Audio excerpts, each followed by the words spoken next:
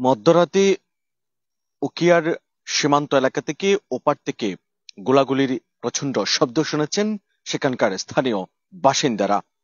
উখিয়ার রহমতুরবিল, ধামনকালী এবং পালংকালী এবং নাইক্ষ্যংছড়ি উপজেলার ঘুমদুম ইউনিয়নের বিভিন্ন এলাকা থেকে বাসিন্দারা ওপার থেকে প্রচণ্ড গোলাগুলির শব্দ শুনেছেন এবং এটি প্রায় দীর্ঘ 1 ঘন্টার কাছাকাছি সেখানে স্থায়ী ছিল।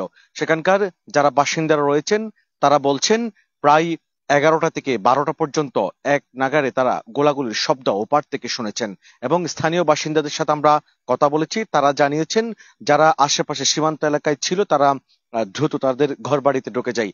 তারা বলছেন ওপার থেকে অর্থাৎ মিয়ানমার সীমান্তের ওপার থেকেই এই গোলাগুলির শব্দ ভেসে এসেছে এবং ঠিক এই মুহূর্তে যদি বলি, একটু আগে সেখানকার স্থানীয় বাসিন্দাদের সাথে আমরা কথা বলেছি। তারা জানিয়েছেন সেখানে গোলাগুলির শব্দ এখন না হলেও বেলা রাত 11টা থেকে 12টা পর্যন্ত এক নাগাড়ে সেখানকার স্থানীয় বাসিন্দারা গোলাগুলির শব্দ শুনেছেন এবং বিভিন্ন সূত্র থেকে আমরা জানতে পেরেছি ওপারের যে মিয়ানমার এলাকার ঢেকুবুনি এলাকা রয়েছে সেখানে মিয়ানমারের সীমান্তরক্ষী বাহিনী বিজিপির যে সীমান্ত চৌকি রয়েছে ডেকিবুনিয়া সীমান্ত চৌকি, সেই সীমান্ত চৌকি আগে থেকেই আরাকান আর্মি দখল করে নিয়েছে এবং এই আরাকান আর্মি থেকেই রোহিঙ্গা যারা স্বাধীনতাকামী সংগঠনের সদস্যরা রয়েছে অর্থাৎ রোহিঙ্গাদের কিছু অংশ সেখানে মিয়ানমারে তাদের যে অধিকার, সে অধিকারের জন্য দীর্ঘদিন ধরে লড়াই করছে।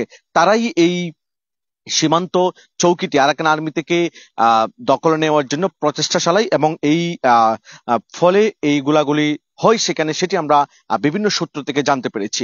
এবং আপনারা জানেন যে গত বছর অর্থাৎ 24 সালের শুরু থেকেই এই এলাকায় মিয়ানমারের বাংলাদেশ মিয়ানমার সীমান্তের 271 কিলোমিটার সীমান্ত জুড়ে কিন্তু দীর্ঘদিন ধরে গোলাগুলি চলছিল এবং এরপর মিয়ানমারের বিদ্রোহী গোষ্ঠী আরাকান আর্মি মিয়ানমার সেনাবাহিনী এবং মিয়ানমার সীমান্তরক্ষী বাহিনীকে সেখান থেকে হটিয়ে তারা সীমান্ত চৌকিগুলো দখল করে। এরপর সেখানে নতুন করে আবারও যারা রোহিঙ্গাদের স্বাধীনতাকামী সংগঠনগুলো রয়েছে তারা আবার মিয়ানমারের বিদ্রোহী গোষ্ঠী আরাকান আর্মিকে হঠাৎ তারা সেখানে যুদ্ধ শুরু করে। এক পর্যায়ে তারা সেখানে তাদের সাথে সংঘর্ষে লিপ্ত হয়, তাদের সাথে গোলাগুলি হয়, সেটি এখনো চলমান। অর্থাৎ তারা বিভিন্ন জায়গায় দীর্ঘদিন ধরে সেখানে যুদ্ধ করছে। মংডু, ভুতিডং সহ বিভিন্ন এলাকায় সেখানে তারা দীর্ঘদিন ধরে তাদের যে অধিকার সেটি ফিরিয়ে নিতে তারা যুদ্ধ করছে, সেখানে লড়াই করছে। এর আগে যে আরাকান আর্মি মিয়ানমার সেনাবাহিনীকে হটিয়ে রোহিঙ্গাদের যে ভূমি সেটি দখল করেছে, এখন রোহিঙ্গারা চেষ্টা করছে তাদের যে ভূমি, জন্মভূমি রাখাইনের বিভিন্ন অঞ্চল, যেসব এলাকা আরাকান আর্মি দখল করেছে সেগুলো তারা উদ্ধার করার জন্য দীর্ঘদিন ধরে তারা বিভিন্ন গ্রুপ হয়ে সেখানে যুদ্ধ করছে, লড়াই করছে এবং এই লড়াইয়ের অংশ হিসেবে এবারও তারা মিয়ানমারের যে ঢেকিবুনিয়া সীমান্ত চৌকি, সেই সীমান্ত চৌকিতে তারা আক্রমণ করেছে বলে আমরা বিভিন্ন সূত্রে, বিশ্বস্ত সূত্রে আমরা জানতে পেরেছি।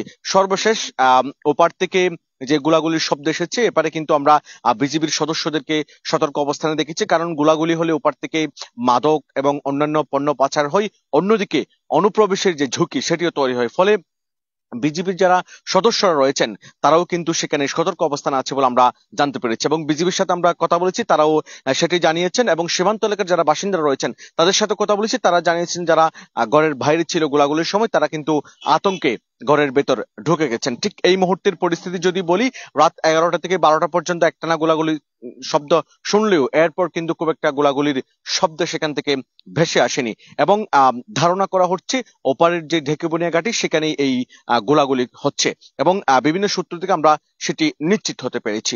দর্শক, এই ছিল এখান থেকেই সর্বশেষ তথ্য।